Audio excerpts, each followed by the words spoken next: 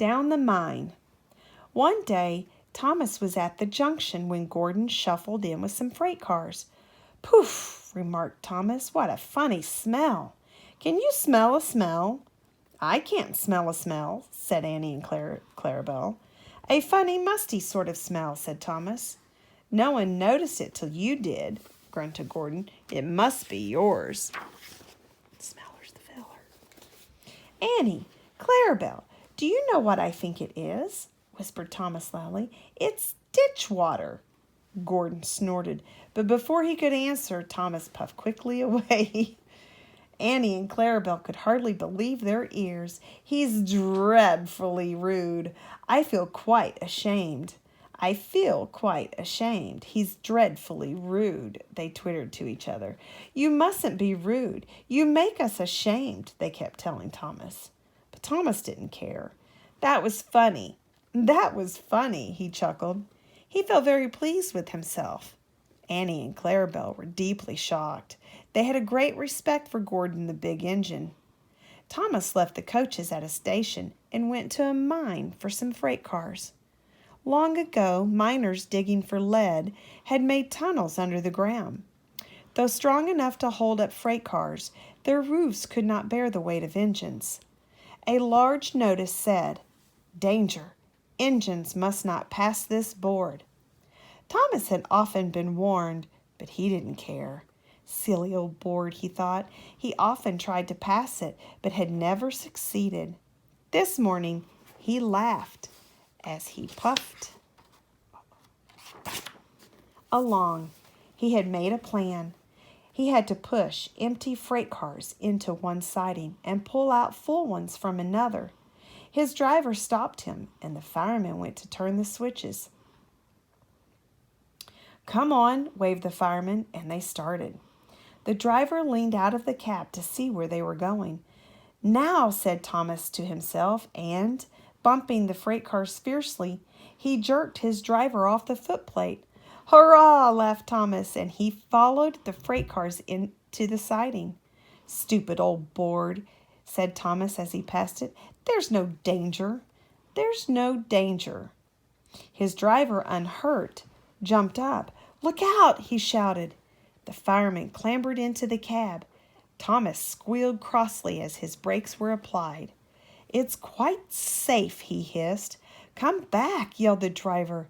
But before they could move, there was rumbling and the rails quivered. The fireman jumped clear, and as he did so, the ballast slipped away and the rails sagged and broke. "Fire and smoke," said Thomas. "I'm sunk." And he was. Thomas could just see out of the hole, but he couldn't move. "Oh dear," he said, "I am a silly engine." "And a very naughty one too," said a voice behind him. "I saw you." "Please get me out. I won't be naughty again."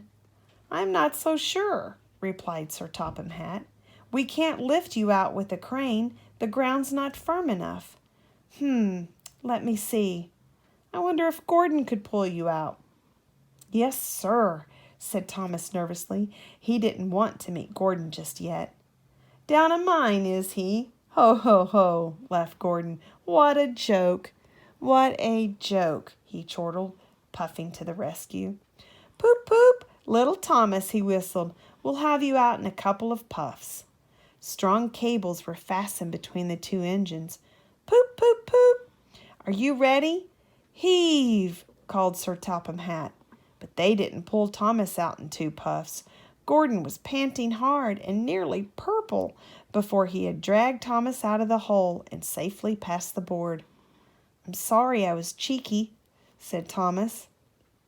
"That's all right, Thomas. You made me laugh. I like that.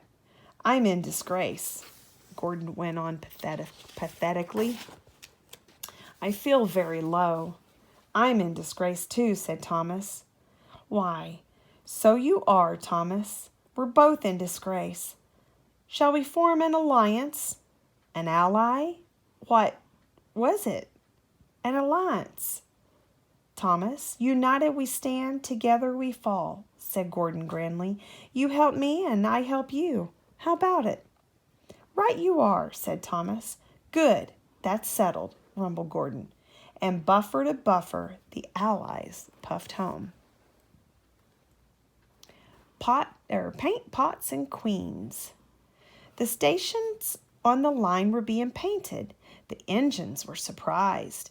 The queen is coming, said the painters. The engines in their shed were excited and wondered who would pull the royal train. I'm too old to pull important trains, said Edward sadly. I'm in disgrace, Gordon said gloomily. Sir Topham Hatt would never choose me. He'll choose me, of course, boasted James, the red engine. You, Henry snorted, you can't climb hills. He will ask me to pull it. And I have a new coat of paint. You wait and see. The days passed. Henry puffed about proudly, quite sure he would be the royal engine. One day when it rained, his driver and fireman stretched a tarpaulin from the cab to the tender to keep themselves dry. Henry puffed into the big station. A painter was climbing a ladder above the line. Henry's smoke puffed upward. It was thick and black. The painter choked and couldn't see. He missed his footing on the ladder, dropped his paint pot, and fell plop onto Henry's tarpaulin. The paint poured over Henry's boiler and trickled down each side. The paint pot perched on his dome. The painter clambered down and shook his brush at Henry. You spoil my clean paint with your dirty smoke, he said, and then you take the whole lot and make me go fetch some more. He stumped crossly away. Sir Topham Hatt pushed through the crowd. You look like an iced cake, Henry, he said. That won't do for the royal train. I must make other arrangements. He walked over to the yard. You look like an iced cake, Henry, he said. That won't do for the royal train. I must make other arrangements. He walked over to the yard. Gordon and Thomas saw him coming and both began to speak. Please, sir. One at a time, smiled Sir Topham Hatt. Yes, Gordon. May Thomas have his branch line again? Said Sir Topham Hatt. Well, Thomas? Please, sir, can Gordon pull coaches now? Sir Topham Hatt pondered.